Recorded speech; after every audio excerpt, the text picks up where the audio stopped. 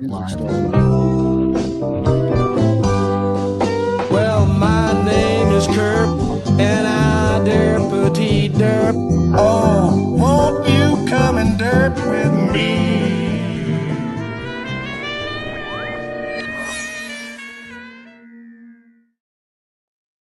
Hi, I'm Kurp. This is Derp with Kurp, and what a psychedelic derp it is today because I got one, I got Adam Butler who wrote the DMT field guide, so I'm going to ask him all kinds of my goofy DMT questions. And first here, I got Adam Schell from Brain Supreme, who makes all natural supplements. I'm going to bring him in right now, Mark.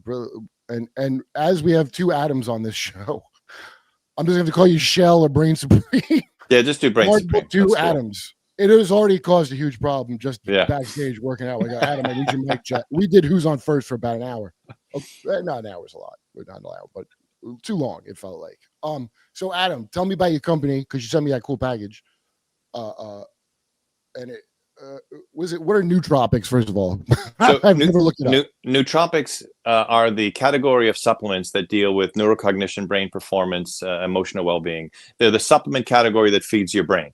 That's the term nootropic. So your friend Joe Rogan, when he was still running, when he was still involved in On It, Alpha Brain, that was their launching product, their kind of flagship. So Alpha Brain was like one of the best and original nootropic brain boosting supplement formulas. Than Obama pills. I used to get Provigils.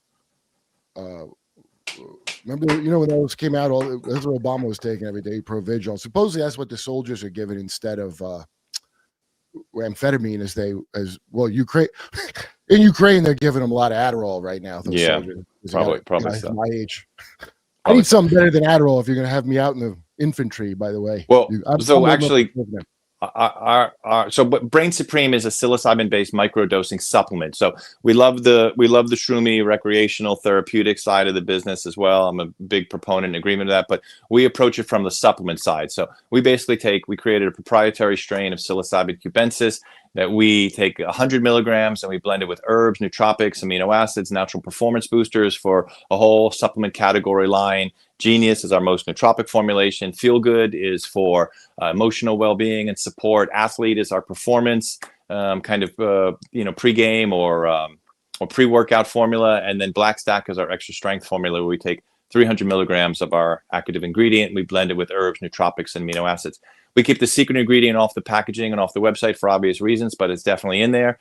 And we're a premium supplement, life optimizing microdosing supplement. That's our sweet spot. That's our category. Okay, so I don't know. Are you saying supplement like it's to supplement my steady diet of mushrooms? No, vitamins, supplements. Right. Vitamins. And so, okay, because I haven't tried it. I always have heard of microdosing for quite some time, and most people that tell me about it are literally just macrodosing. They're just dosing. Yeah, I'm not going to do as much as a full Woodstock of this, maybe, but I am going to drive. I don't know what the milligrams are. So what is 100? What's right. Is that cap or stem? What is that? So it's neither, because you grow them, grind them, and dehydrate them and grind them. So the best way to understand the microdose is in the context of the macrodose, which I'm sure a lot of your listeners have probably experienced. So macrodosing, heroic dosing, therapeutic, tripping your balls off has historically been 5 grams or 5,000 milligrams. Mushrooms are a little stronger these days. Probably the average is 3,500 milligrams or 3.5 grams. Microdosing happens at the not even intoxicating of a dose is what a microdose. Yes, microdosing happens at the sub 10% level of the macrodose, somewhere between 1 to 400 milligrams. So the idea with the microdose is that it's perceptible, non-intoxicating, non-hallucinatory, but increases your overall efficacy and well-being and functionality. So it basically is a natural performance booster for everyday use or occasional use, but it doesn't put you in an altered or intoxicated state. It puts you in a highly optimized state. All right, well, I'll try it. Listen, I will try it. That's the best I can do. But I tried the COVID vaccine, so I'll do anything. I'm crazy. Jesus. I had 2 shots. because I don't give a fuck, dude. Is that what kind of radicalized you, like Jimmy? No, I saw Santa. They found the tomb of Santa 2 weeks before Christmas. Do you remember that? This is last Christmas, and No. I didn't even know he was dead, dude. And I Oh, go, oh, if that's Santa, whose dick did I just suck at the mall? And that's when you Right. could say, I first woke up to the. Right. Hold on, I want to get other Adam in here because Yeah. not to get a rivalry of DMT. So, okay, because mushrooms, I have no interest in ever doing any kind of I don't know why they call it heroic dose. It sounds like you're going to be a burden to your friends on your hiking trip. I don't know how heroic that is. I mean, it that all depends how you approach it. You know, I wouldn't recommend a therapeutic dose while hiking, but you could go somewhere between a microdose and well, I call it recreational dosing. Hey, here comes other Adam Butler. What a Butler. I have to call you Butler because we have two Adams. That's all good. I think I'm good now. Sound better? Yeah. Now, I've often looked at mushrooms and DMT as the carnies versus Rennies battle. Those are Renaissance fair workers versus carnival workers. There's a rivalry there. I don't know if you know. If you really know psychedelics, you know there is, though. And I like, when I would do mushrooms and I would want to trip like that, I would get I was always like, I'd rather have acid than this, if I was going to do this. And then DMT was like, what happened to Adam? Did he have to go discipline a chicken? That was okay. Wait, the DMT. Well, he sent me these. It's like before he got here, he was explaining what exactly a microdose is. You know how everybody just says microdose, and then they are just taking a lot of intoxicants. So he's explaining that. But when I did DMT, I felt like I didn't feel like I wanted to trip anymore. Do you know what I mean? Like, it wasn't a bad experience. I was just like, I'm good. I get the whole. But you wrote a field guide of it. So what's in your field guide, Butler? Yeah, sorry. Oh, I'm looking at Adam back coming back. So I guess just to I mentioned how I know Adam. I've used his product. I've used the pills that he sent me, and there's a big difference between microdosing and normal dose and full kind of blast dose. And kind of same thing with DMT. And I actually just had this conversation with a guy the other day, and he was like, I've tried it 4 times and I really didn't get a blast off. So if that indeed is the case, my question immediately is, what was the strength? Is it pure? In what form did you take it? Not to subvert. I know why I didn't. I don't think I really did blast off ever on it, but I think because I burned it wrong. I have, first of all, you got to get a meth pipe to do it with the orange kind that I got. You got to get one of them oil burners, they call it, which is it looks like a meth pipe too. And so I had a blow twitching, and you got to heat it just right. But the first time I did it, I had that purple lady talking to me, which I have interpreted to be merely my right brain creative side, and that, like the collective unconscious. That's probably an archetype everybody has for some reason, almost like an internet thing you pick up. That's how I took it. I wasn't so convinced that these entities are real, but I did see geometry that I couldn't reproduce. There's no way and I also can't really remember it, but I also cannot forget it. So that's a crazy thing to me. So there's something going on there. I don't know what it is, but is there anything in your field guide that explains it? Do you think those are entities in there that talk to people? Yeah, so a few things there. So to answer your original question, the DMT field guide and why I wrote it. It was a book that I never thought that I would write or wanted to write. At 40 years old, I had my proverbial midlife crisis where, and I'll happily share any of the details. But what were you doing that you had a crisis? Everything fucking fell apart. I had a restraining order against me, got kicked out of my house. I lost one high-paying job. I was making $200,000 a year. Lost that, got a better job. I threatened to kill the owner because he fucked me over $900. Multiple, just horrible. That being said, I was a narcissistic, belligerent, asshole, alcoholic piece of shit who treated everybody horribly. So everything, just from New England, though, dude. Well, yeah, but so this isn't a woe is me. Come on. Yeah, this isn't a woe is me story, and if anything, that's why I wanted to write it as well. It's because I had literally every advantage growing up. I was raised with a silver spoon. I had the great education, the great parents. I got a pretty significant financial bump when I was 18 to start businesses, and I had it all on paper. And at 40 years old, I self-destructed, and it was a combination of running from my problems, being an alcoholic, looking for external solutions to all of my inner shit. And it got to the point where I was so dark and so depressed where I was suicidal, and it wasn't like I had a bad day or a bad week or even a fucking bad year. It's just everything in my life had gotten to the point where I was looking in the mirror being like, you know what, I have the right to make this decision if I want to stay on this planet or not. And Well, that's kind of when you get like real rational about it. That's a bad sign. Yeah, yeah, yeah. well, yeah, it was, and because I had everything. I had the great jobs, the money, the fancy What was the cars, the Joey, beautiful women. a day trader or something? It sounds like stock shit to me. I originally got into real estate investing, so not that I was Okay. making millions, but like, you know, at a relatively young age, I had owned 15 houses. Then I got into home inspections. Like I said, I was making about 180 to 200 grand a year, plus you know, some other money What year coming in. was So this that it because Tim Dillon way back when Tim used to have like interviews and stuff on his show a lot, like you know. I went and did a show, and I didn't know his whole story about it. He was a subprime mortgage, and he was like a big cokehead, and he was taking, you know, he's like in the closet, and he also bought a house under. Like, was this after that happened that this happened to you with real estate, or is this? I had been in real estate for 10 plus years, and then an inspector for 7-8 years. So this was, you know, post the collapse and bullshit. I get, you know, but this was 2020. So right, like when COVID was, yeah. Oh, right. Okay. so yeah, it was, my real estate investing career it was basically we would buy rehab houses or foreclosed houses, fix them up, and either sell them, you know, flip them quickly, or we kept a few of them as rentals. And you know, again, not that I was a fucking millionaire, but as a, you know, 20, 30-year-old, I had multiple properties. I was doing good. But again, I was running from all of my shit, and I realized that something needed to give. And I honestly, I started my journey with psychedelics, with shrooms, and I went pretty deep, you know, 3, 4, 5, 7 grams, 8 grams of shrooms. So you mentioned it before. You and Adam went off about what a microdose is. You know, so this was significantly That's a higher. lot of shrooms, man. Well, because and this is where, full disclaimer, I don't think psychedelics are for everybody. DMT is definitely not for everybody. It's not a magic pill. It's not something that's going to cure all. But in my particular case, I was ready to fucking end it. And every foundational belief in my life was crumbling. And I really needed a shakeup. And, you know, I'm not into prescription pills. I wasn't looking for hardcore drugs. And I had heard a lot of really positive stories about the therapeutic value of shrooms and psychedelics in general. And I figured, you know what, this is something that was worth exploring. And I liked the fact that they were natural, that they were organic, that it wasn't synthetically made.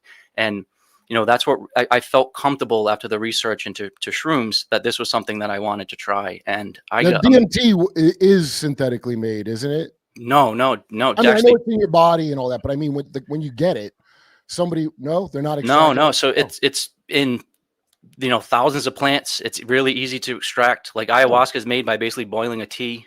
No. So, and actually I have, you know, you asked what's in my book. I have a chapter with recipes where I go over, you know, really simple extraction processes for not only smokable crystal form DMT, but also to make ayahuasca or other, you know, DMT brews. So I have to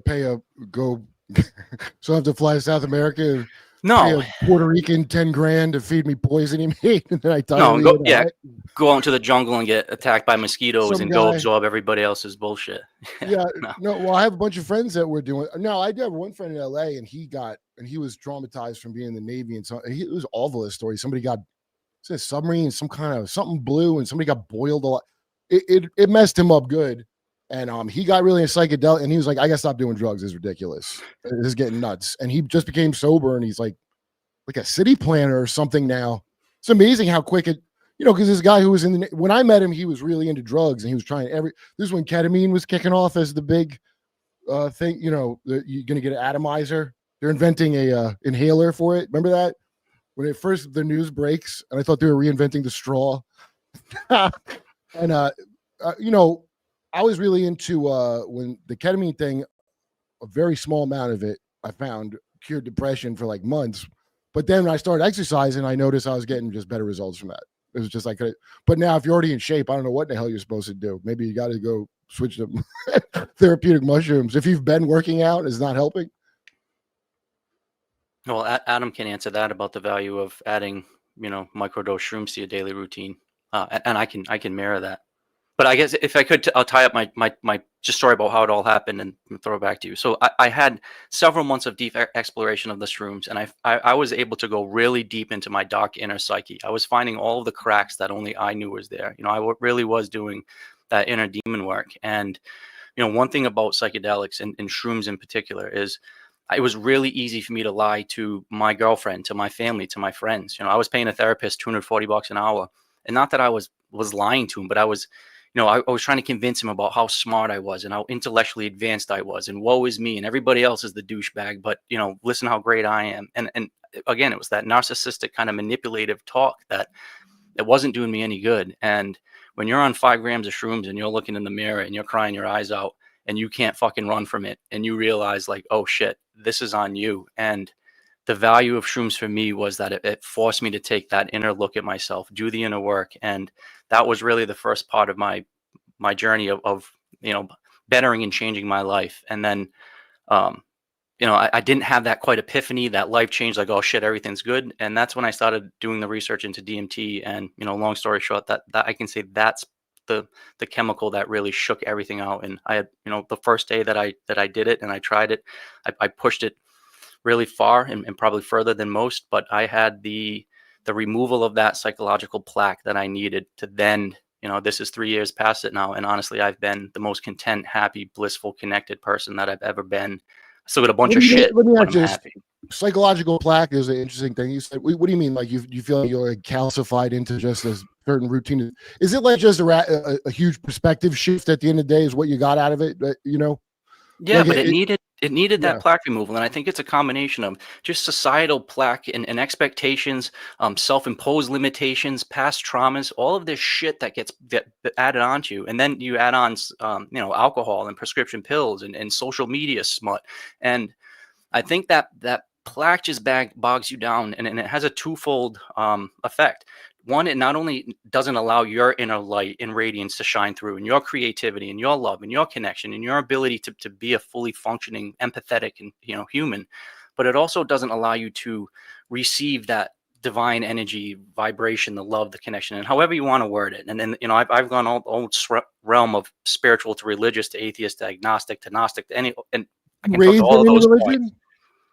Catholic, and that's probably the one I least resonate with. But I think Well, did you have to whatever do that, it? Like, did you have to like do it? Like, I always was envious of Catholics because they don't have to do it. I'd have to go knocking on doors, you know. no, I wasn't really forced to do it. But I mean, I remember being 12, 13 years old in my CCD classes and asking the nuns and you know, priests just basic questions about biology and evolution, and their response was always just shut up, have faith, have faith, have faith. And I was like, yeah, I understand the Well, it concept of doesn't seem faith, very but satisfying. yeah, it wasn't my So answer. let me ask So you yeah, this. so go ahead. I'm sorry. Okay. Yeah. I was just curious what your starter spiritual, because when I did it, I saw shit. So like you said, you went deeper than most. So what, you describe it for me. What is it that you saw when you did it? That you know. So You I think the remember best thing anything that you told me? too is to clarify, you know, what it is and how we use it. So I think some people miss or confuse DMT with ayahuasca or, you know, some other products. So when I'm talking, or even 5-MeO DMT. So this is NN-DMT from plants, not 5-MeO from the desert toad. And you know, basically the normal routine is if you can take 2 hits, 3 hits, that, you know, you really start elevating high. But if you can push it that 4th or 5th hit and kind of have that breakthrough, kind of Terrence McKenna, you know, talks about the, you know, pushing that final big toke, that's when you can have that breakthrough. And that first day, so I guess to set it up, months of exploring shrooms, getting deep therapeutic value, but still suicidal, depressed as fuck, and really thinking about, do I even want to be on this planet anymore? My friend knew this situation. He had access to DMT, let me know that I had access to it.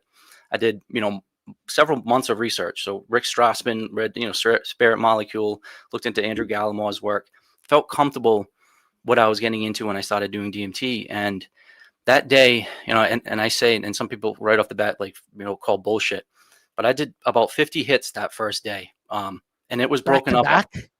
Well, so I did about 7-8 sessions, and and that's the Okay. beauty of DMT is that it only lasts 7-8 minutes, and then you come back to full lucidity. You can kind of integrate what happened, and then if you want, you can push it further. So, Okay.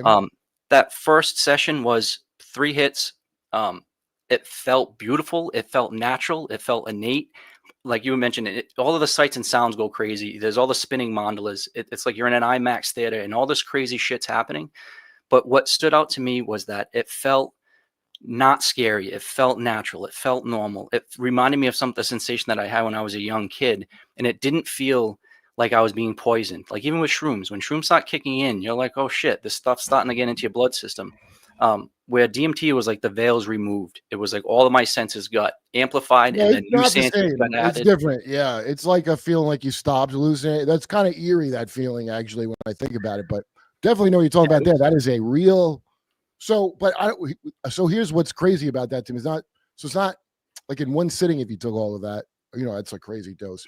But to do that throughout the course of the day, 6 or 7 hits. That's unusual. I never really. I always thought you get like they're like, all right, stop, quit, don't come around here no more.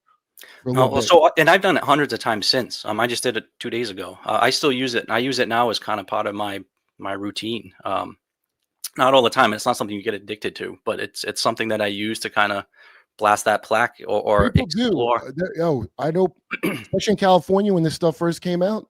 There's people, and I've heard of people. In fact, when I first tried vaping it in Toronto, the girl who's and that was odd. That was like doing a small amount of it, and it would like make the room more colorful, and it was a different feeling than much, and a little bit very different feeling. Felt almost like weird that I was doing it that way, because that's such a heavy thing, and to do it while you're having some drinks with some friends, it seems really almost too casual to do. Mm-hmm. But she said she had a friend who went over there way too much, and ended up, and his friend said, hey, why don't you like knock off, and come hang out, and he did.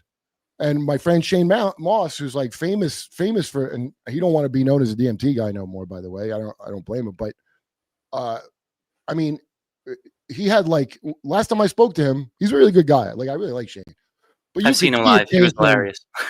Yeah, I mean, it almost was like he had no earthly ambition anymore. Not like he was lazy, but he was like an oracle now, dude. He went too many times, it felt like, and it was. Or so many times that it radically, he seemed different from when I first met him.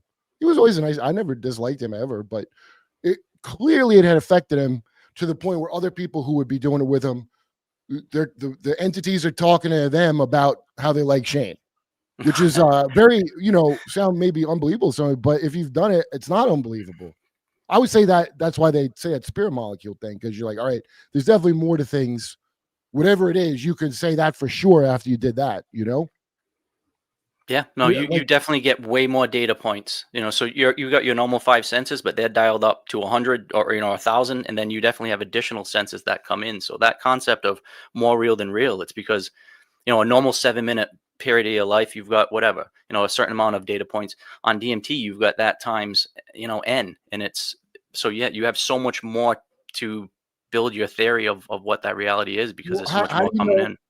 So did you talk to this is what I want to know about, what specific entities. I'm curious about what, because I never saw no machine elves. I know they say it's a thing. I never seen that. So what has that actually happened where you felt like you're communicating with anything? Oh, hell yeah. And like obviously I don't want to monopolize this conversation here. Well, that's the part I want to hear. Well, so that first day, so the day I say that DMT saved my life. So I mentioned that first session, 3 or 4 hits, but no entities, no interactions, no epiphanies, no downloads, nothing like that.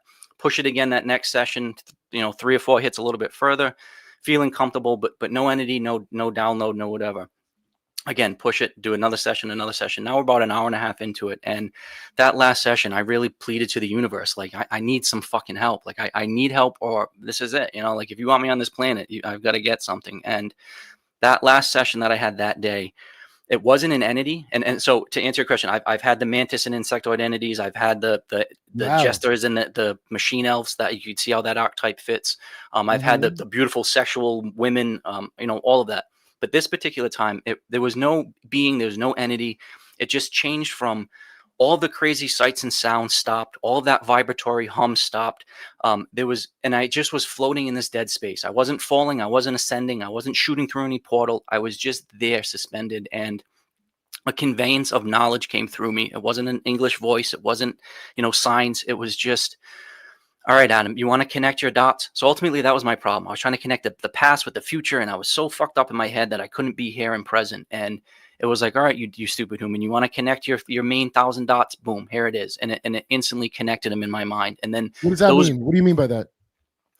So just, I guess, all the loose ends that people have when they're trying to sleep or drive, but all of the chatter, all of the why did that girl dump me? Why did I get a restraining order? Oh, Why like did that guy that? fucking Okay. kill that person? All of the shit that was just, and I had such this amazing past, but I fucked it all up. What am I going to do in the future? I'm homeless now, and I used to make money. Like, all this crazy shit was rattling on in my head, and it instantly settled all of that down, but then added 1,000,000 dots and then settled that down, and then a trillion dots and then settled all that down. And the take home message for me that day was, the point isn't to connect all the dots and to make sense of everything. It's to appreciate the space between the dots, to appreciate the quiet kind of between the beats, and to live right here, right now. And that allowed me to stop running, to stop banging my head against the wall, to stop looking for external issue or solutions to my internal problems. And that was that pivotal shift and that epiphany change where didn't solve anything, but it shined a spotlight on all of my problems in a way that I needed to deal with it. And from that day, whatever it was, 3 something years ago, I've still got a lot of shit I'm figuring out. I'm not some enlightened soul that's perfect. I've got a lot going on that I've still got to work on. But like I said, I'm happy. I'm content. I'm not self-destructive. I'm not belligerent. I'm not alcoholic. I'm not mean. Every day I wake up and I'm happy to be me. And my soul is content in this body, and I'm happy in my skin. And from somebody that was depressed, anxious, suicidal, and wanted to fucking jump out of my skin and take everybody else out with me, to be comfortable now, full of love and connection. And I know it sounds corny as shit, but well, how did it affect your real estate career is the real important thing. So I all that was gone. Yeah. So now it's, but to answer your question, now I'm landscaping for fucking $24 an hour. I do gig work for $200 on the weekend, and I'm selling my book, trying to, to make some money there. But, the money will come. I've been blessed multiple times to have to redo myself, but and Adam can attest to this. Businesses will come and go. It's who you are as a person, and my core beliefs and how I interact with people, and what I say to myself when I look in the mirror now that I'm very comfortable about where my future will go. But it was just a complete different shift on how I interact with myself, with people, what I expected of the universe, and then from there, it's just been a continued exploration of what it means to know myself truly, to ideally love myself, and then to figure out how I fit into this bigger picture. And part of it is telling my story through the book and through interviews like this, and through making connections with, like I said, Adam prior to this, and meeting people like that are kind of on the same path of just, let's share our own experiences, how it's helped us, and put it out there for the masses to take it as they may. Well, okay. So I just want to be clear that when you say connecting dots, you're talking about points in your life that you didn't understand why they happened, or like all stuff you were hung up on about your all the insecurities, all the bullshit. Am I good enough? Am I strong enough? Can I get hot chicks? Why didn't I get hot chicks? Am I all of the shit that why did that guy take the $900 from me? What all of it. Yeah, right. Put familial alcoholism into perspective. I get generational alcoholism in my family, to try to put that into like all of this shit. That was no, just New England white drunks. Well, I mean, it is like a generational, what they call it, a familiar spirit, and it could be alcoholism. Like, that's a thing that I think people are kind of the portal, really. You're kind of a prism that something is shining through. So that's why I was asking about entities, because I'm curious. I don't trust. I really now view a lot of stuff like it's the internet or the dark internet, and you don't know, or how some people call it the eighth sphere. I don't know, Rudolf Steiner shit's right. But since I've been looking into this, a ton of people seem like they're being scammed in Nigerian email scams by various entities. Now, don't sound nothing bad about. I didn't hear anything that you said sounded bad to me at all. So, but I got a lot of friends that have done this stuff. I got a lot of friends that get into like meditation nonstop, and it does sound like just addiction to me, what they're talking about. I mean, it's like you're leaving your car unlocked and taking a walk, and it seems like somebody wanted to trick you out of your vehicle, and so they could hang out in there for a minute with a lot of these.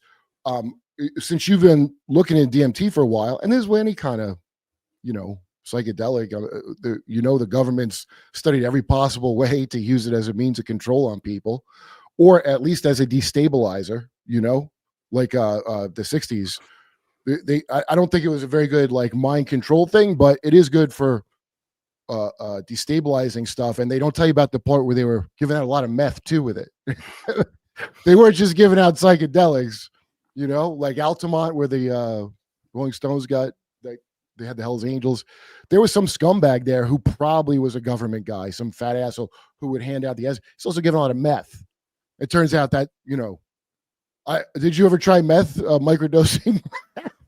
To get to the bottom of your problems, people find they're very productive. I've heard. No, not making any judgment calls, but no, that wasn't appealing to me. Yeah, well, getting wrapped up in your ego, that's like a real brutal. And I guess in real estate, if I own 15 properties, I'd be like I think I was pretty cool, honestly. I think to answer your question, and I've heard you on several other podcasts talk about it, and I've actually had this conversation quite a bit about letting in dark energies and about potential for misuse and demonic possession even. And there's now learned psychiatrists that are going on publicly saying that there is potential attachment by outside third entities, and it may not just be psychological parts and people kind of wacky. So yeah, it's not. Jung is a big, the shadow work. Jung was either a Rosicrucian or a fucking Freemason, all that archetype shit. He was just dressing it up for society to not say the goofy shit he believed in, but he believed in all of that. Okay. And so it's dressed up. And so for the Sam Harris types, you can't just say stuff like that to them. You've got to dress up for I got tons of friends in New York that are like, and not even my dumb friends, my smart ones. They're secular materialists to a point that I consider having half your brain missing. And so the things they'll judge, who's like, I don't know who I was talking about, like Tucker Carlson, but his reason of like why he's crazy is, I guess Tucker said demons attacked him. He was in a cabin or somewhere, and he had a demonic attack, probably not unlike Evil Dead, I would imagine. And anyway, but that was the reason that he's nutty. I'm like, because he thought the demons are real. Like, that's all it took for you? And I don't know where that, especially now. I don't know how people are. Have not noticed some profound issue, because all the stuff that you had to, I guess, take 800 hits in one day of DMT for, that's called what you're supposed to do. You're supposed to get 15 properties, and you're supposed to every messaging all day long is that's your entire validation does not come from inside. In fact, I don't know what your politics are. If you tell me a view you have, I'll tell you what you are. You don't get to pick what you are. You can pick a gender, I guess, from the fucking gender bucket, but you're either right or left. We still do that. So every aspect of life is so batshit.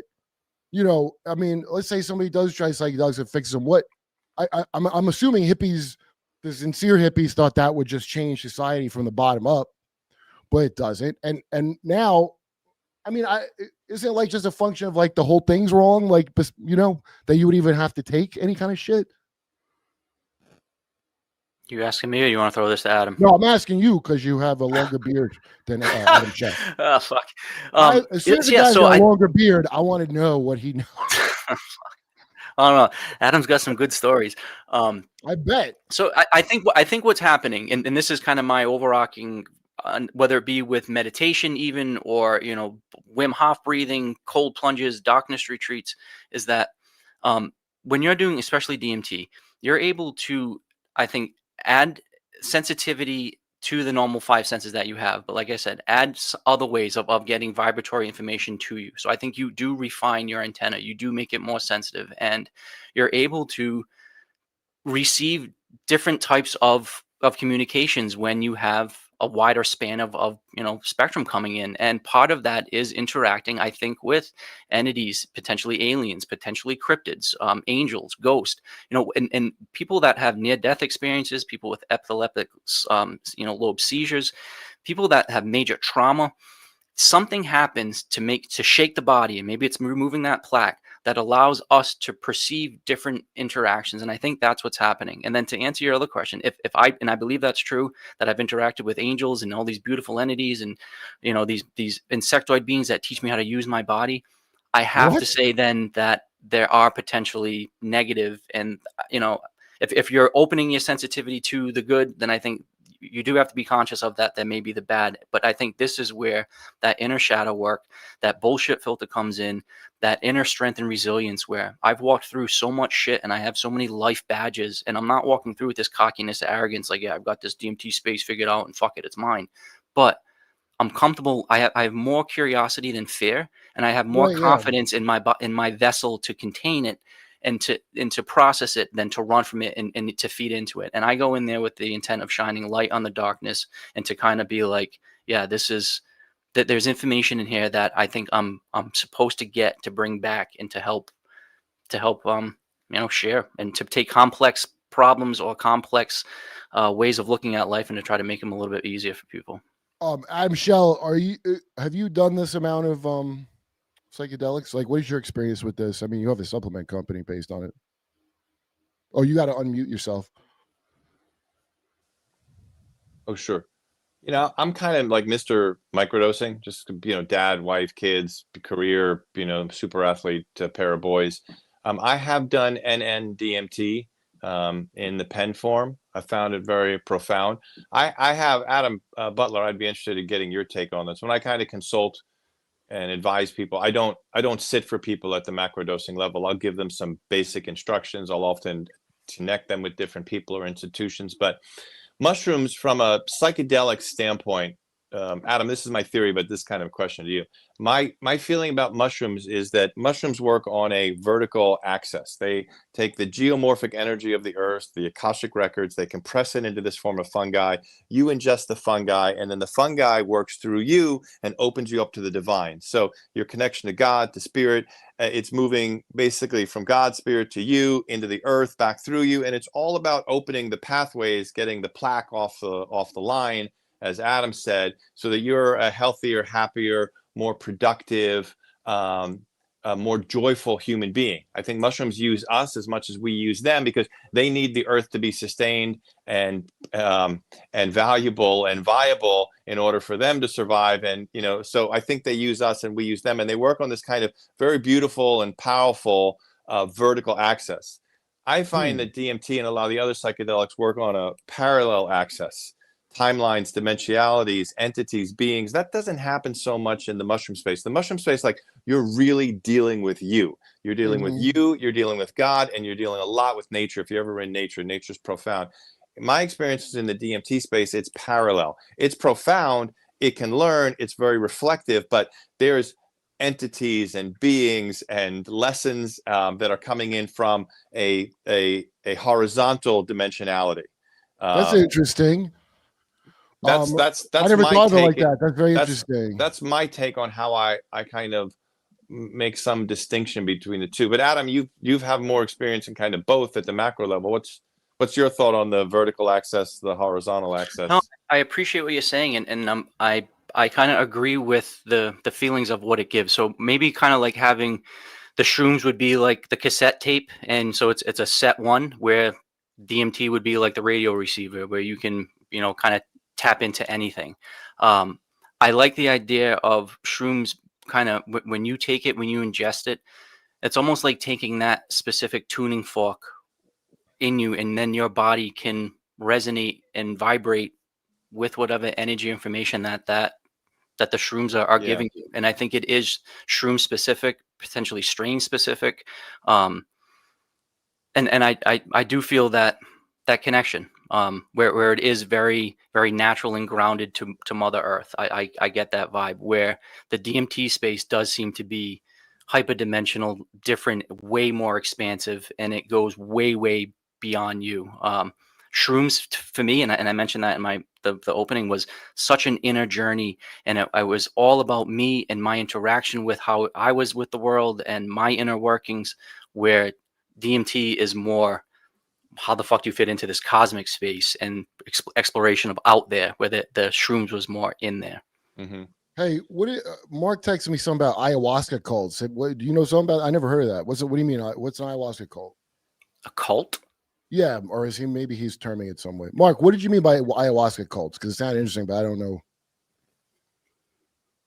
Excuse me. So I've done several interviews with people in the space, and one of the more concerning elements of the psychedelic community is there are clinics that bill themselves as wellness centers, but really they end up taking vulnerable people in, inducing It's like a every psychedelic goddamn thing that experience. ever comes out. Every single fucking thing, they got to have a goddamn center where some motherfucker. I mean, is there a single thing? There's a lot of horror I stories. have. There's I a have lot an of horror stories. Yeah. I have a very simple assessment tool for that for anybody out there in the space. If you sense anything sexual, if you're dealing with an organization, a healing center, a retreat center, a practitioner, and you sense anything sexual, that's a sign of darkness, confused energy, and just that's not the right practitioner for you. It's a very easy assessment. If your enlightenment ever has to come through somebody else's cock or pussy, that's the wrong fucking teacher, because it's never going to That's work. the keys of Enoch that I have. It's only going to make things. It's only going to make things work. It can be alluring, these kinds of things. But look, man, if you're adult and everything, there's a pretty clear filter that you can have on these things, and who to work with, and is when you're not their level of service. And I'd probably have to say that most psychedelic, there's some new people entering the space a little bit early, prematurely, and irresponsibly, but it's kind of like midwives. Like the vast majority of midwives that I've ever met after doing 2 home births and in a community of people who've done likewise, they're really good and caring people. And the majority of psychedelic practitioners, much like Adam here with his book and everything, like me with my product, like we really give a shit. Like we really want to help people. We want to have businesses and we want to be successful, we want to be prosperous, but there's a new and aligned way to do that, of full transparency, authenticity, service, community. And most of the practitioners in the space are very good, caring and concerned individuals. And the filter is sexuality. If you're getting a sexual vibe from somebody in that space, like don't go near it, man. Just find another teacher another time. I think that's pretty great advice, Adam. Can I add to that, if I may? Because that was dead perfect and boils it down to that. Now I want to put in, I'm a hypersexual person. I'm in poly relationships. I'm into all sorts of weird kink shit. I've had so much inner work with myself where I've embraced the feminine aspects, the masculine aspects, and I'm at a really good place with where I'm at in my own sexual being. And that has to happen in this space, because I've seen it, and it's not just guys to women or young to old. It's like Adam said, it's this weird repressed sexual tension where people are not comfortable in their own skin, and either they're not getting laid or they're not happy at home, and they're somehow using their connection to this divine source or this appeal to a better way of life. And that a huge amount of people have had something happen to them. And that's true. That nobody understands how big it is. It's massive. Of all 375 plus genders, so many people, something horrible happened to them, and so what I say, I like things. I don't like esoteric shit. I like exoteric. I like everything to be uncovered, so we all find out what's what, so we know how to operate. Let me just read these real quick because I'm really bad at getting to the super chats. So I got to do this. I don't know if you know, I'm a terrible interviewer and not a good host. The show's called the Derp with Kurp. It's not called the Well-Run Podcast with Kurt. I don't know what you want. Okay. Bobby Rivera says, would you be down to have Flesh Simulator on the pod? Yeah, I want him on the pod. I would love to have Flesh Simulator on the pod. Blah, blah. I don't want to. I'd like to know a name to call him that isn't Flesh. It's his channel's name. I have to assume that's not the guy's name, but I enjoy his channel, and he's had some really interesting stuff on there. Some dude looking into David Goldberg and Project Ziffer. That sounds familiar. I will. New Manhattan says, Kurp, can you give me life advice? I retired at a young age and have no idea what to do after the horrifying corporate world. I don't know. I'm not a success in life. I don't understand why anybody would ask me for that. Okay. Okay. This doesn't make money, this show. All right, the Archangel 45 says, greetings, Kurp, Liz Mebsger, weekly Bible codes. Reminder of the BB sliming in July from the keep up the great work. I don't. All right, well, I need like a decoder ring for this code that he just sent me, because I don't know, but I do know I don't see anything stopping over there. Michael Lemke, hey Kurt, long time listener, first time caller. Go back and listen to How the World Works by Bo Burnham. I heard it last week and it reminded me of what you say. Is that right? All right, I never got into Bo Burnham. I'm not against him or something, but I just, when he first came out, they're like, you got to hear this. I felt like it was like Stella, that where I'm like, look, I'm not an improv guy, and I didn't go to a good school where I like really enjoy, but he's very talented as I understand. I just have, I'll listen to it. Cripson says, Adam B mentioned insectoids. Ever met a mantis? You said you saw mantises. I can understand why people. I can understand why people say that, and yeah, I can elaborate on that if you'd like. Okay. Yeah, please. So and actually, David J. Brown just came out with a book about DMT entities, and he kind of goes over the archetypal feel that not only in recent, the psychedelic revolution times, but even just going back, where these energies, and whether they're Jungian types or even way before that, where there does seem to be a very clear, distinct feel. So when Rogan says the jesters, or Terrence McKenna is talking about machine elves, it's, in my opinion, so typically they're tiny in stature. They're typically more than one, so they come in groups. They're normally colorful, laugh. They typically move fast. And how I kind of describe them is they're like the welcoming committee. So when you're first getting used to going into that space, they're the ones that kind of like show you around and are excited to see you and welcoming you and kind of like pointing you and busting your balls. I've had interactions where literally like they were circling me and like kicking me in the ass, like literally with a physical kick in the butt, and it's like, but in a fun gestury, like step brother type way. So I can understand that kind of feel. I've had the wise old man kind of archetype, where it's whether it be your past life or some teacher of the Akashic records, or some older archetypal energy conveying information to you. Like I said, What is the Akashic records, by the way? I kind of know, I guess, but I don't know. What is that? Do you guys know specifically what that is? I mean, how I interpret it is that, everything that's ever happened, every event, everything truly that's ever happened since like the Big Bang has some sort of energetic vibrational fingerprint or imprint, and all of that is recorded, and all of that ultimately is accessible. So if you see a star from 5 billion years ago, it's already gone wherever it is, but you're looking at it. Would that be an example of the Akashic record, or yes or no? Because you said mushroom gel. The fungi, I could see. So it's all these things are storing. It's just all the stored information. Everything from every thought to every dream to every song produced to every book to every potential book to every. Come from? What does Akashic mean? I'm not sure. Really. Yeah.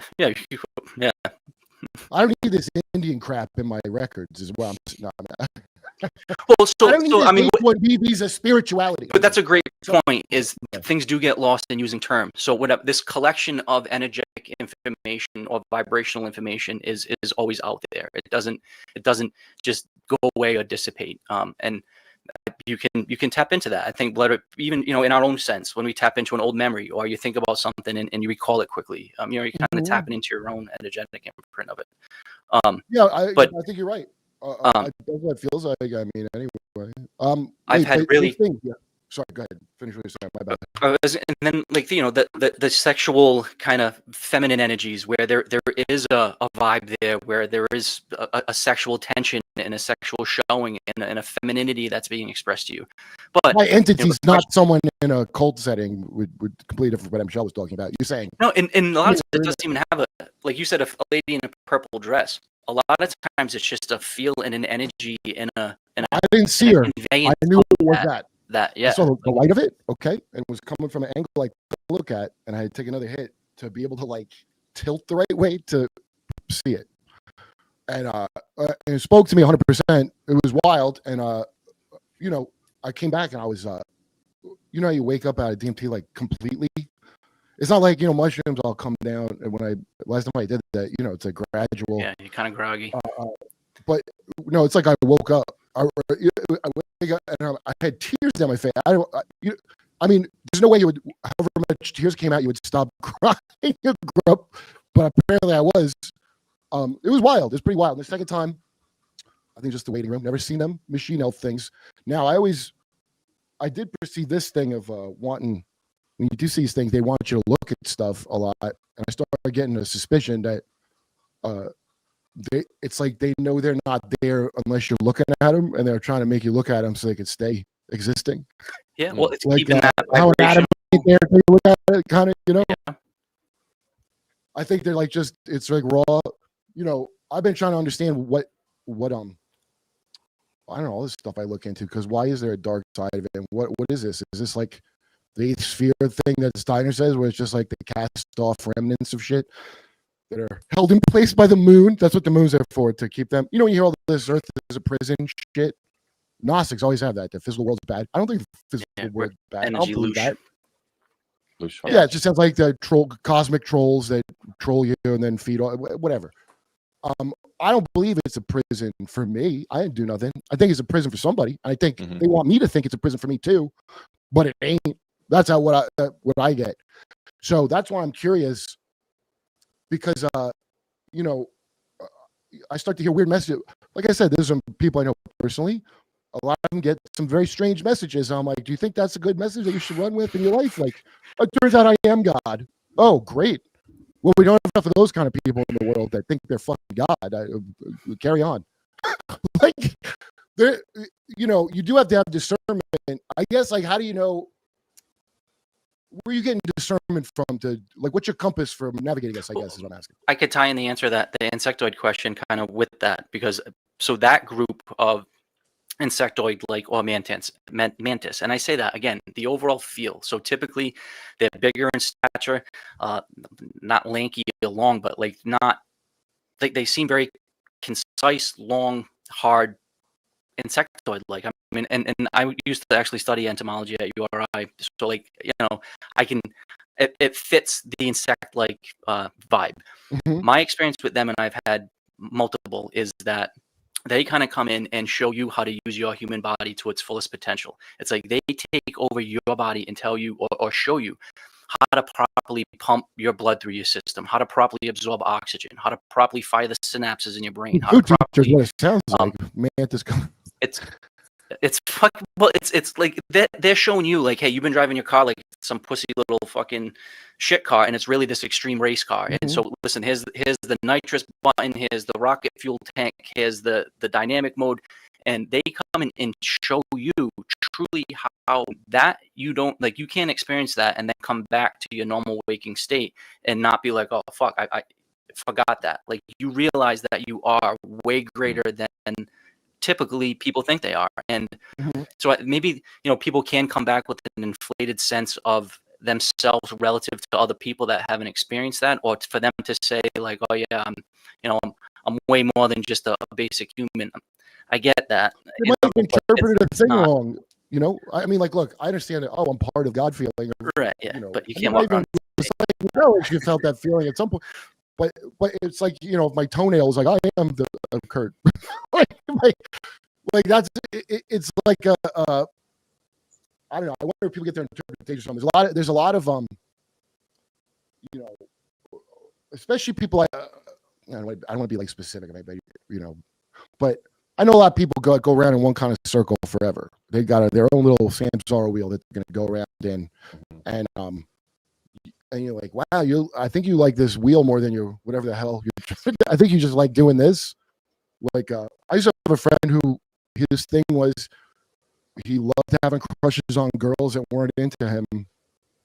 And it's horrible.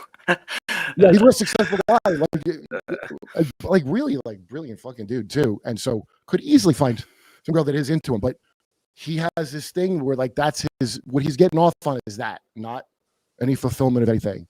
It's like gooning or something. Like, you never unbox the box. You know, like, you just, the anticipation's all you want out of it. No, and honestly, it sounds like now that I'm saying it loud, it sounds like alchemy crap.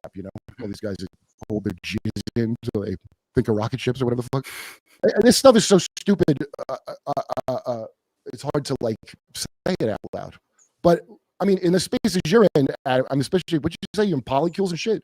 You must be meeting people that are into all kinds of weird occult shit. I just went to a granite burn 2 weekends ago. So it's like a Burning Man, but that's a regional one up in New Hampshire. So I mean, Okay. there's all people walking around with furry tails and dressed like Renaissance people, and there was a glory hole area where you could go, all sorts of crazy people.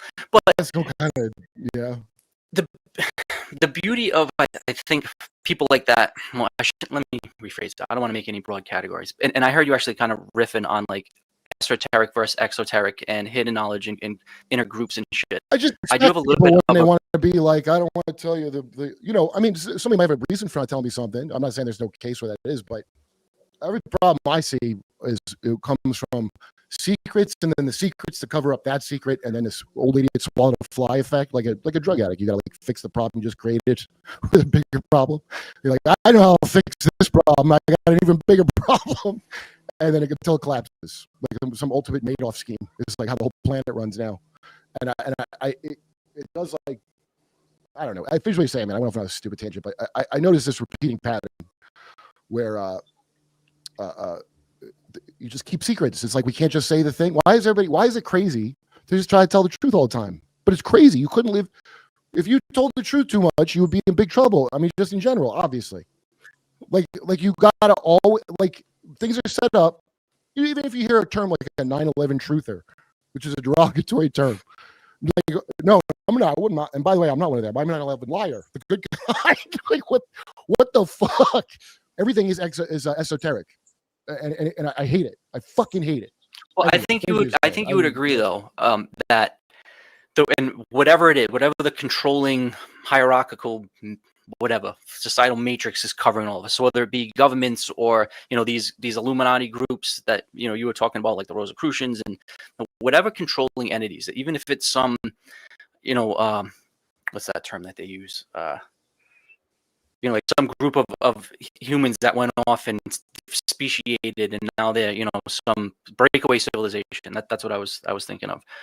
Whatever is the controlling masses, I think that we can all agree that there is some sort of controlling masses, which the purpose is to keep everybody suppressed, to keep them drunk, to keep them under, the stress of work, and to keep them under bills and all of the fear and all of that shit. So I think that, like, that overarching cloud that covers everything is so exoteric, is so out there. But I think that's wrong. So I think some of the hidden inner kind of knowledge that isn't out there for everybody, and I agree, it shouldn't be behind closed door and you need a secret handshake or you got to pay to get into it. We've got to break free from whatever the shit running us. Like in my case, I was just running for money, for status, for clout, for more shit, more material stuff, until I realized all that can be taken away from a restraining order, which the woman got the house, half of my shit, fucking my job that I worked hard for, taken, like all those things could be taken away in a second. And to finally look within, that's the esoteric thing, is fuck this, fuck the churches, fuck the colleges, fuck the government entities, fuck these big organizations. It's go in the woods, take some shrooms, and have a conversation with yourself. Take the time to do the yoga. Take the time to do the traveling. Like that comment, what do I do now that I'm retired?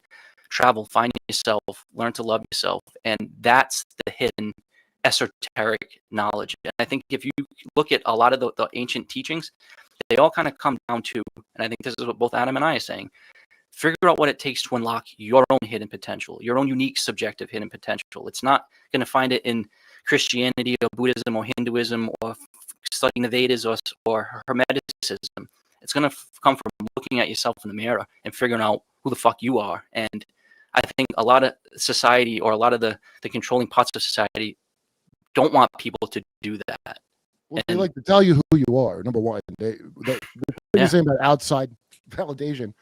I don't see nothing but that where and that's they do the thing of when we have like the pronoun times or whatever the fuck. Think of how how crazy it is to make it that like if I thought I was a woman, and I am, by the way, fuck you.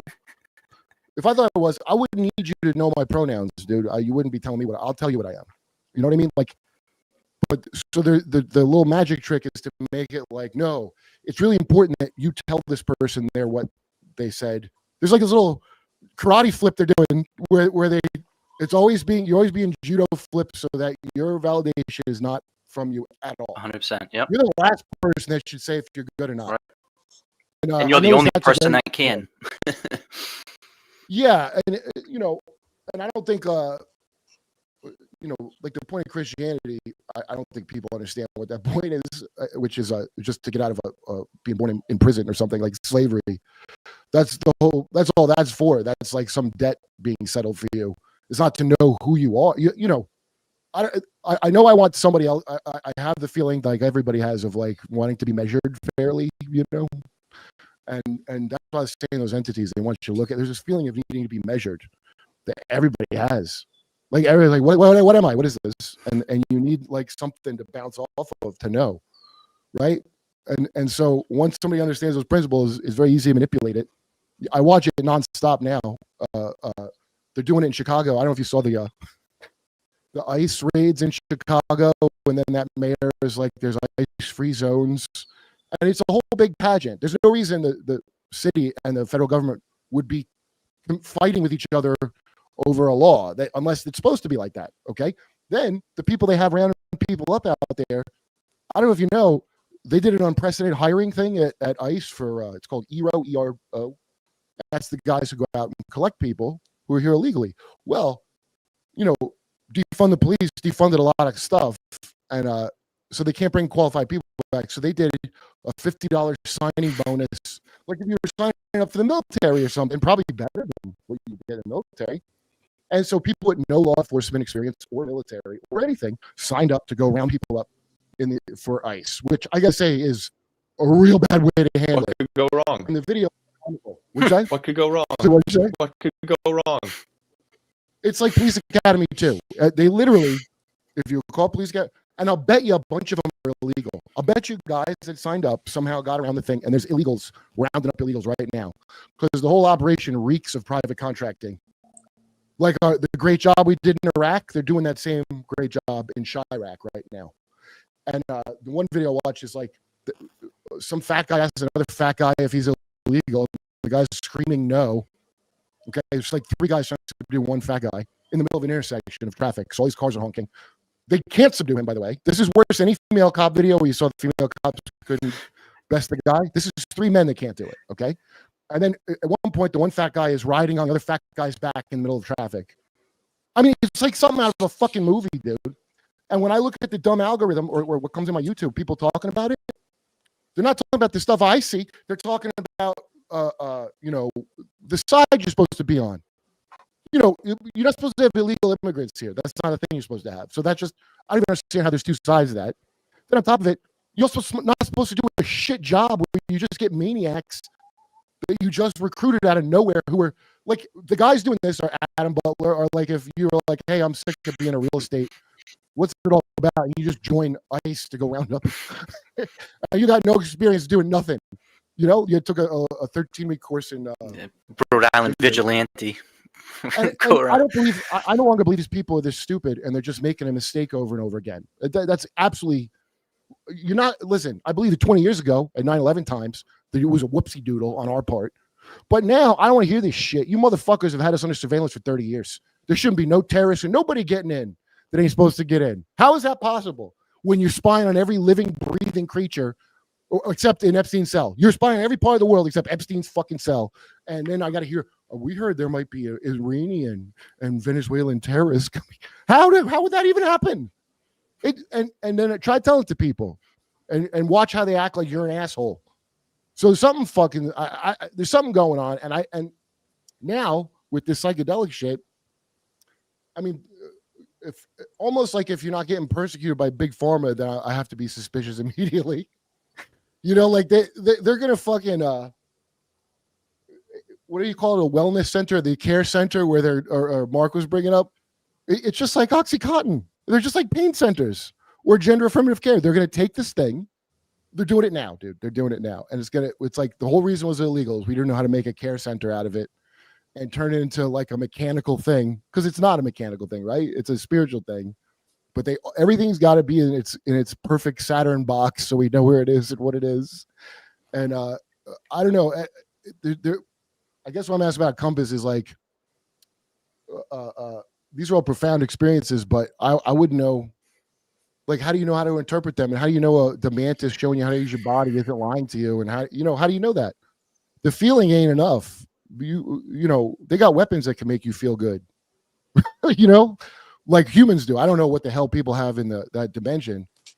It's just I don't know. It's a very nerve wracking because I see like your story sounds good, Adam Butler, but I know a bunch of people, and you know what, my friend, he did those psychedelics, and now he's got his life. He doesn't want to do any drugs, but the thing that was profound for him was like, I don't want to do this no more. Like ayahuasca, he was wearing a chicken foot around his neck because he did ayahuasca, and so in a way, it was good for him. Even if he doesn't want to do it, it was like, I'm done with this shit now, and it helped.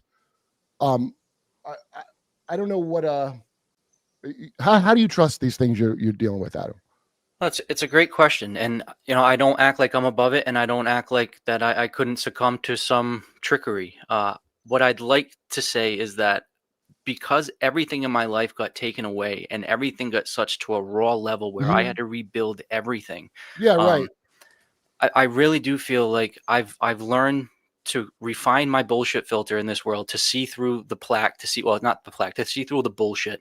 Kind of like that movie They Live from back in the day. Like, when the glasses, you can see like all the shit. So that I've taken back into not only the normal walking world, but also into the DMT space, where I feel like I do have a really good bullshit filter. And in my own physiology, so all I have is my brain, my body, and how I interact with it. And being a depressed, anxious, alcoholic, 40-pound overweight person who everything in my body and mind was so messed up to the point where I wanted to fucking off myself, where now what I do is I lean into truly what feels good. Now that doesn't mean I can have the freedom to go hurt other people or do what I want, but it's you don't mean pleasure. You mean like this feels right or wrong. Like, yeah, I'm at a really healthy weight. I have stamina. At 45 years old, I'm the healthiest, most ripped I've ever been. I have I never have headaches. I never get sick. Just I feel good. I don't get angry. I don't get depressed.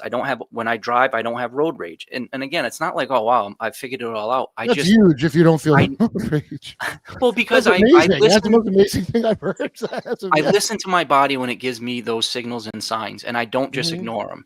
And even if it's as simple as, well, your foot hurts because your shoe is tied too tight, then fucking loosen it. But especially there are people that have a marriage that sucks. They're in a loveless, sexless fucking relationship. Their job sucks. They don't like their kids. They live in a state they hate. Like, there's all of these things that happen, and people will keep running from them. And like that will keep driving you into the ground. So what I have faith in and what I listen to is, how does it affect my day-to-day life? And not just me in my own little bubble, but what does my mom and dad say? What do my employers say? What does my girlfriend say? What does people like you after an interview say? Is it Adam's a fucking douchebag and like I never want to talk to him again? Or, hey, it sounds like he's been through some shit and he has a perspective that's valuable. And I get the feedback from the world. And I know when I go into these psychedelic spaces, it isn't to do anything other than connect with myself with the fullest intention of exploring what is possible within my own realm. And I can say, and to the opposite of what Adam is going on, like he's saying, with a family and kids and what, like I've lost all of that, where really all I have now as a 45-year-old single male is I'm going to travel the world, explore, geographically explore the world, but more importantly, consciously, and what is able to, what I'm able to see in this state. And again, I'm more curious than fearful, but I'm sure there'll be some battles. I'm sure there'll be some demons, and I'm sure sometimes I'll come out with some scars, but fuck it, man. I'll never go back to the normal rat race of just earning a paycheck and worrying about the price of ham and worrying about IRS and whatever. What my fucking we're breaking all that down. You won't be no way. Oh fuck, because I did that before and it drove me off into the woods. So I know that isn't what is going to work. It's the number one creator of Unabombers. It's like that shit. Well, that MK Ultra. But this is why I try to bring my story about that it's not some crazy, drug that's gonna fry your brain.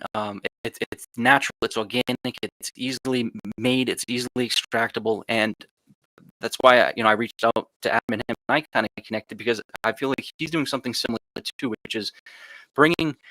So I can get shrooms anywhere. I've got multiple friends that have shrooms. I've got connections at that festival that I just went through. There's a bunch of people there, but the truth is most people, large majority of the population, don't have access to a safe supply of psychedelics and shrooms. They don't have a person to ask questions in a safe, manner. And I think that's what's really important. What Adam is doing is he's allowing the teachers, the moms, the 65-year-old ladies, the young college athletes that aren't into drugs and partying, but they want to take care of their mental health aspects, or just people that necessarily wouldn't gravitate to me and my story, but they'll gravitate to Adam and his story because he is a successful businessman with a proven track record, with a stable home, with a stable life, with a stable story, with a successful business, with a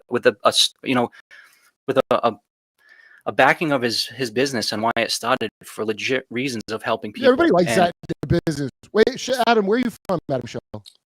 I was originally born in Queens, New York, Jersey. New Jersey. Split my time between New Jersey and New York. Played Big Ten.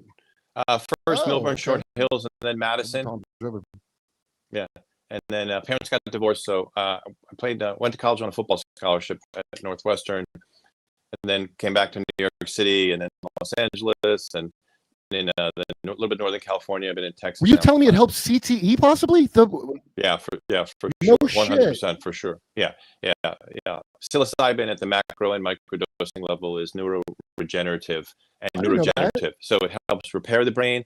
It helps build the brain.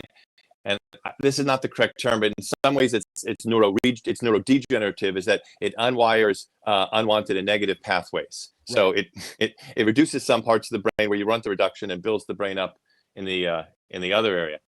So look, Kurt, this show is so much about your comedy and your rant. I think the best thing that you can do for your audience is get a good NN-DMT pen. Do an experiment. I can potentially help you with that. I have one. I can't and then do a month on Brain Supreme. Do like a month. Just do the supplement protocol. 5 days on, 2 days off. Best in the morning. Best on an empty stomach. Best with a glass of lemon water. Just scale your dosage up to lemon water.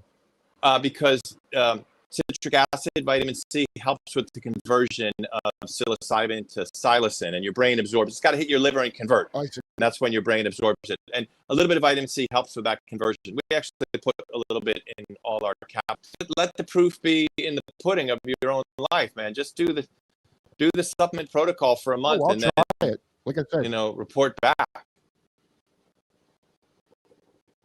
I got 12 boosters. It keeps growing. Every time you talk, it goes from 2 to 12.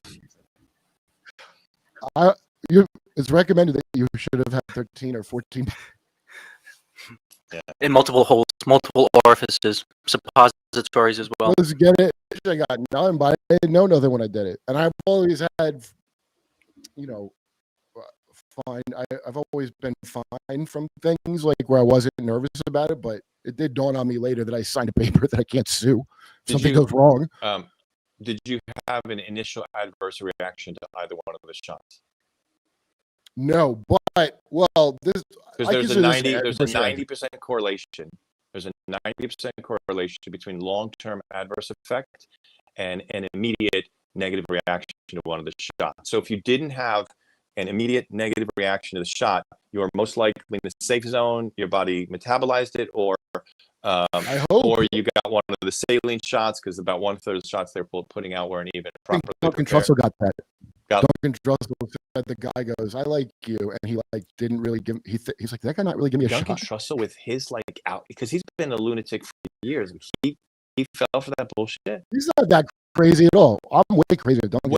Well, we have a show coming out. Oh, that's great. Yeah, that'll be good. Yeah, Duncan has a family, and he's not like. Well, if you're at all concerned about that, around a lot. Do you vaccine? If you're at all concerned that you might be vaccine injured potentially, so what you really want to work on is autophagy. You want to work on cleansing at the cellular level. So you should take enzyme products, okay, nattokinase, striakinase, lumbrokinase, bromelain, enzyme blends on an empty stomach in the morning and before bed, because when you take enzymes with food, they help clean your help you digest. When you take enzymes on an empty stomach, they help cleanse you at the intracellular level. You want to take nano, right? Yeah, it is. You want to take nano curcumin as well, because that helps with intracellular cleansing. Where do you get that?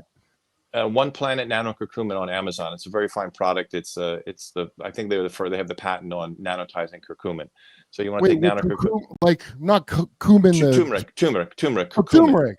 Yeah, the active ingredient in turmeric is called curcumin. So you want to be taking heavy doses of nano curcumin. You should be taking enzymes on an empty stomach. You can write me afterwards. I can hit you up with all this. Yeah, and I will get if you can sauna 4 good sauna sessions a week. It can be an infrared sauna, better if it's a traditional rock sauna or wood burning sauna, but you want to be doing 4 good sweats a week to help cleanse your body and prevent and promote autophagy. And if you can do intermittent fasting, that's the best. At the first sign, if you ever feel lousy, you want to go on a cleanse immediately. And if you can wrap your head around urine therapy, that's one of the best things you could do. We could start to ingest your own liquid gold and process urine therapy. That would be the best way. And if you ever really get sick, you want to go on an extended looping urine therapy multi-day fast, and you'll clear everything out of your system. I thought you were saying you're in therapy, not no urine. Don't drink your piss, man. I don't drink my piss, kids. Don't do it. It's not. It ain't gonna clean nothing. No, out, you drink your own. You know, I've heard that. Duncan Trussell practices. I believe Duncan Trussell practices urine therapy. Oh, he didn't tell me that because I've heard him talk about it on some podcasts. He didn't want to hear me go on and on about it. But wrong. Why don't we do like a before and after thing? So this was the before. Reach out to Adam about the NN DMT. You know, I've already set you up a Brain Supreme, and then let's try to do 3 supported DMT sessions with some integration afterwards. Do a month of the supplement protocol, and then see where you're at. Well, I'll take them things for sure. Like DMT, I do if I get the urge to do it, I'm going to do it. But I never felt with that one. That has never felt like, hey, we should do some DMT. Like that one is so not like that to me. But I feel like when I want to do it, then I should do it. And if I don't feel like I wouldn't, it's so far from a narcotic anything to me. I mean, you're not describing it as a narcotic, obviously, but it I don't have no need to do DMT at all. But I am going to try your Tropic product you sent me. It sounds pretty good. Yeah. And also, I've never had anybody explain what a microdose is. I've only heard people that are clearly so the whole context of the conversation we're talking about. Adam with his work. So what the macro dose does, what the full-blown DMT session does, is it turns the proverbial cosmological lights on, and you have spontaneous insights into how the world operates, how your own psychology operates, how your emotions operate, how you're connecting to God and nature and your ancestors and your own organ system, how it all becomes spontaneously illuminated. Not all of it at once, but some aspect of illuminations. Right. The lights will go on, and then the lights will dim after the experience, but the darkness is never the same. As the Buddha said, once you hear the Dharma, the die is cast. Like once the lights get turned on in the darkened hotel room that you stumbled into, you're going to know how to take a piss at 2 a.m. when you wake up, because you understand the patterning of the furniture, of your psychology, of your cosmology, of your relationship to your ancestors, your relationship to your family. You're going to get some level of illumination. The lights get turned on, and then the microdose just continually keeps walking you back towards that light. So they work very powerfully in conjunction with one another, whether it be DMT or whether a psilocybin experiment. If you can turn those proverbial lights on, get that illumination, the darkness comes back. The darkness is never the same. And then you get that little bit of a support with the microdosing process where it keeps moving you towards your own light, towards that illuminated state. I'll tell you what was a real helpful thing. Now, I didn't go through what Adam describes, but if you go through a major shakeup like how Adam Butler was describing just before, I would say that's a very that destabilization that'll break up your calcium deposits pretty good. And if you get through it and you're not slipping, I don't even know if I can say it. If you're not like that and you get through it, it does a lot for you. I think I have no, I got a taste of what a lot of people get. Yeah.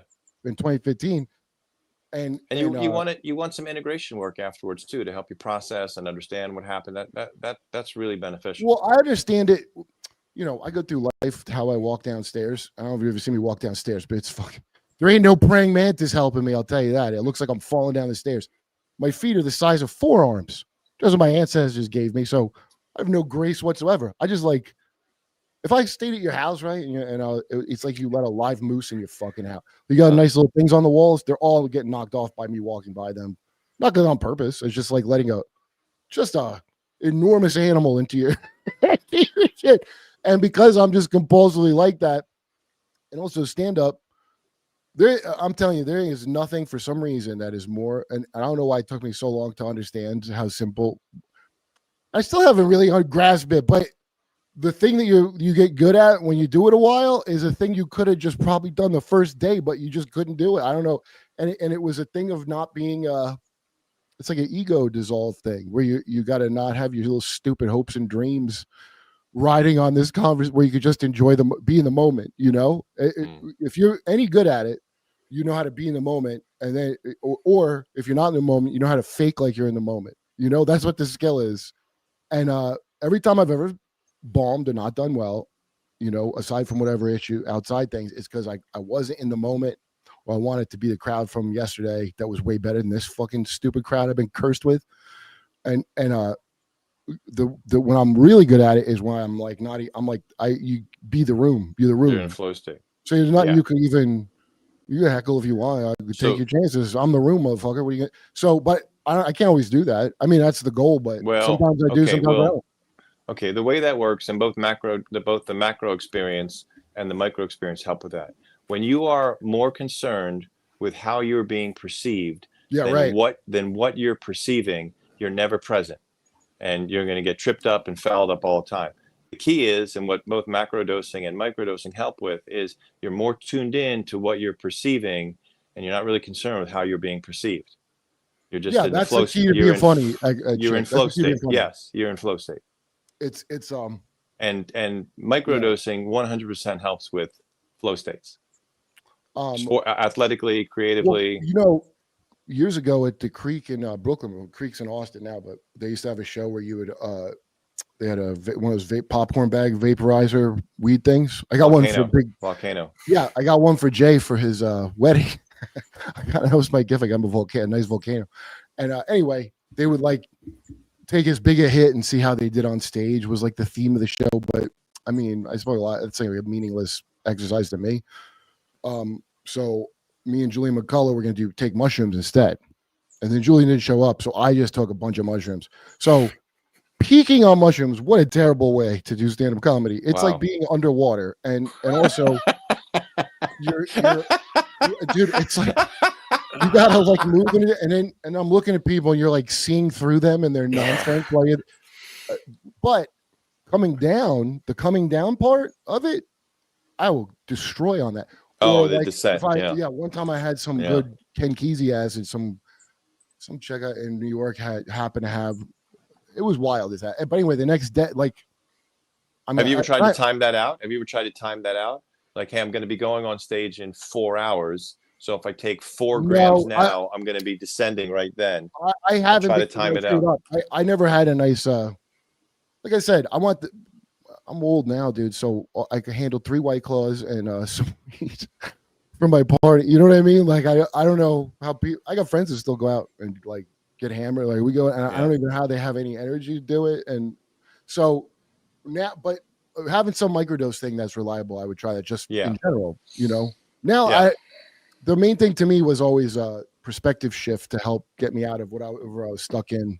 I was told that Tom Segura, I was told by one of his trainers that Tom Segura is a big Brain Supreme fan. Oh yeah, I'll ask him. And I know it's been given to Rogan because Chase Hughes, the brain and psyop guy, he's a big brain. Oh, he's my friend. Yeah, I supply. Oh, I want to get him on. Oh, I'll help you out with that. Yeah, Chase is a great guy. He's a good friend of mine. He's a huge Brain Supreme fan. He recommends it to all his mentees, and then I help on the supply when he does his retreats. Oh, I want to talk to him, dude. Yeah, he's friends with my buddy Scott Rouse, who's a body language guy. Chase gave a bunch of Brain Supreme to Rogan, but Rogan's like, I can't take. I got to get everything tested. I can't take anything, so I don't know. I know, Rogan's a very cautious dude. Like here's the problem. No, can't blame him. It's crazy to even think about it. I was like, well, it's the seat of Western power now. But people make it out like that for real. And guess what? If you have something like that, any platform that's big, be prepared to be fucked with by intel spooks right and left. Look at Charlie. Look at Charlie, dude. I mean, the mistake that Charlie made is he tried an about face. Like, you can't dance with the devil and then decide, hey, I don't really want to dance with you anymore. And they're like, tough shit, dude. You're on the dance floor. Sincere guy is how I took it. That dude, Rogan never danced with the devil. Rogan never danced with the devil. No. So the devil doesn't have access to you if you never dance with it, and it's harder for them to get you. If you dance with the devil, and then you want to leave the dance floor, they don't let you. Yeah, the guy's an octopus when you're dancing with him. He's all over. But no, that's the thing. You gotta, a lot of this stuff you gotta invite it in, and that's why a lot of people, when I had Walter Bosley on, because he went to those the UFO God book with what the hell's the guy's name? But they do these CE5 events where they call orbs to look at. But the thing is, some of people are bringing it. What? Sorry, you're talking about Chris Bledsoe and Ryan Bledsoe. Yeah, so the Bledsoes and they're on a bunch of podcasts talking about it, and they don't like hide it, but it's like Hathor or some fucking Egyptian deity that they're talking to, which I'm out already. But I would never go near that shit. Not for me. Well, they're using their cell phone for like a fucking Ouija board to make orbs come. But the thing is, sometimes it's just planes, and people are showing up and checking on their phones to say, "Oh, that's a plane." Like you can map it out, and he goes, "Now, come on, you got to have faith." And you're like, "Oh, I'm not." By the way, a little piece of advice for your listeners out there, and I'm going to throw this to Adam Butler as well. But if you do ever meet an entity in a psychedelic space, and you're not comfortable, you don't need to freak out. You don't need to react. They have to access you through your own free will. You simply say, "What do you have to teach me?"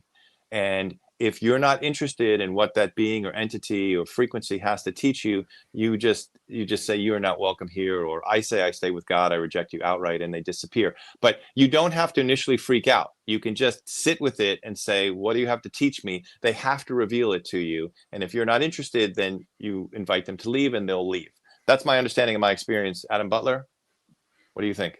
I mirror that. And I had one experience where I felt as though there was something dark and nasty kind of coming towards me, where everything else has really been beneficial. And even if it's a tough thing to learn or see, I knew it was for my benefit. There was a time when I did feel as though there was something to kind of communicate with me. And I kind of just looked at it, I was like, "Yeah, fuck you, not this time." And it instantly kind of dissipated and went away. And I think that's again ties into what I'm saying about tuning in your brain to an elevated level to receive certain vibrations, and it has to be a light tone, and it has to be a resonance, and it has to be they have to be able to kind of fit together, and you're in control of that just as much as they are. And I agree that you kind of have that power. By mistake, I can't remember what brand it was, but it was weird. Whenever I did Skankfest last year, but these chocolates are good. They're like candy bars that are mushroom, when you take a like square. I forget what makes it, but polka dot. If you're probably talking about a not so great experience, you're probably talking about polka dots. No, it's not that it was not. Here's what the problem was. We were getting ready to move, so we just packed up. I think we moved like the day we were pulling our car out to drive down here was the day Trump got shot in his ear. Was that day? I remember like hit the gas, just went down. Get out of LA. But anyway, the night before it was like all day, dude. I was exhausted, and I had a spot, so I had to do all this like packaging. And then I had a spot, and I couldn't wait to go to sleep. I was hungry, and the candy they made, these people, I don't know who this is. It was good candy, so I was just like, oh, and I ate like 3 or 4 squares off this fucking thing. Wow. Now, dude, embarking on that before you're about to go to sleep. I mean, I was like. The feeling I was like, I've never not wanted something more than those 4 squares of this chocolate chip I'm going to have that I just ate because it was good chocolate. And it was actually pretty smooth. It was a good brand or whatever. But I remember at night when I was sleeping, I would feel like, nervous or upset. I would start rebuking things like a black church lady. I give him a good rebuke. I threaten him with a rebuking. I'm not even nice about it. I go, "I'll rebuke you." I don't know why. I always caution against. I mean, the DMT experience is much short lived, but I always caution against psychedelics in the evening because and especially anybody who's not that adept yet, do them during the daytime, during sunlight. You come down during daytime. When you're under psychedelics at nighttime and you're trying to close your eyes and sleep, your mind just becomes this bizarre claymation. Things start going exactly and moving. Yeah. It was, but I was so exhausted. I was Yeah. sleeping. Yeah. But it just rolls and rolls, and you're trying to sleep, and you're just churning through images, and it's just wild. It wasn't that, I don't know what brand you said that wasn't any good, but this, I have to say, whatever brand it was Skankfest, it was remarkably okay for being an unwilling last minute mushroom trip for no goddamn reason. I have to say, I could have went way where I was surprised how smooth it was. Yeah, no, a lot of them up their game. They brought in like really good chocolatiers, and they bring in, ceremonial grade cacao, and so some of the chocolate. Now I'm gonna get candy probably. I'm gonna be honest with both of you. Yeah. I could say that. I don't have it. All right, I'm gonna wrap this up. But let me just check your super chats. I'm gonna. I'll let dude. Oh, also get Chase Hughes. I've been wanting to talk to Chase Hughes. Yeah, hit me up. Yeah, I know he's he loves Austin and he loves the comedy scene out here. I haven't directly ever mentioned you, but I'm happy to make the intro. I met Scout Rouse has to him, but because he knows I've watched him a lot, so he knows all about all that Mick Monarch and Mick Ultra stuff. And I'm curious how much he does know, because I blurted out to everybody I meet, frankly, or I was on a real kick of that for a while, especially when I meet Intel people. And I will, hey, what do you know about this? And it's very, I'll tell you something interesting. Somebody just wrote to me about John Kiriakou that we have on Jimmy Dore show a lot. Because I was bringing a lot of stuff up to him, and he knows what he knows, but I think a lot of these people will just focus on their work and not try to look at the big picture too much of all the evil things, because they participated in it. I'm sure that probably is a little weird. And also it's such they know firsthand how the system is. So I could imagine a real not wanting to really look too hard into it, just focus on your shit and be happy they didn't utterly destroy you, how they have some people, like it's not only sinister. It's a lot of like, I'm such a blundering kind of idiot that I don't care. So I'll just say whatever. All right, let me let's see. Let's see. Iron Man Metal, Bill Dang, Kurp Bebsker's my hero, Love Philly. Hey, what's up, man? I should be a punchline soon, I hope. Named my taco. Caribou drink their urine after they eat mushrooms to get high again. Your body can only take so many. No, it's not that. That's not caribou. That's reindeer from the northern hemisphere, and that's the northern shamanic tradition that Christmas stems from, where they would re-ingest the dried arnica, the dried Christmas mushroom with the polka dots. Hold on, Amanita muscaria. So that's the whole Christmas myth, and you would feed the mushrooms to the reindeer, and then you would the conversion of ibutenic acid, which is poison, to muscanol, which is the mild psychedelic aspect. That happens during the digestion. So then you would drink the reindeer urine and you'd have these psychedelic experiences. Not a moose, it's a reindeer, and it's from the northern hemisphere. That's wild that you knew that much about a caribou and a reindeer. Let's see. $1 Million Trooper. Does Akashic Records derive from acacia? Whoa. Let's just change color. It seems to fit as acacia may be used to access psychedelic experiences in mystery religions. Have you ever heard anything like that about acacia? No, but I'm very curious now, and I realize I've used the term promiscuously, so I should research the etymology of it and know its origins. Gene Berniston, I love the derp. Have you looked into the human biofield yet, Kurp? I think I have. I've also heard horrible stories from Jay Parker. Look him up. About what his family was into, so they could pollute that. They wanted to pollute the endomorphic field with their foul deeds. It goes back to Sabbatean Frankism. Let's see. Lag is gay. Mark can't host it. Austin Ott. This dude's got to weigh in for Mark every episode. He's like, I don't even want to see his face. I think Mark fits the aesthetic quite well of this show. Let's see. Please search the audio. That's it. Oh, Carlene McKee. For alcohol cessation cured cluster headaches. Okay. Yes, I've heard that a lot. Howdy, hope you and Duncan have a show from Name My Taco early. I love hearing things that I haven't heard before and search for common themes. Do you feel like we still live in the mechanisms as the gangs of New York do you?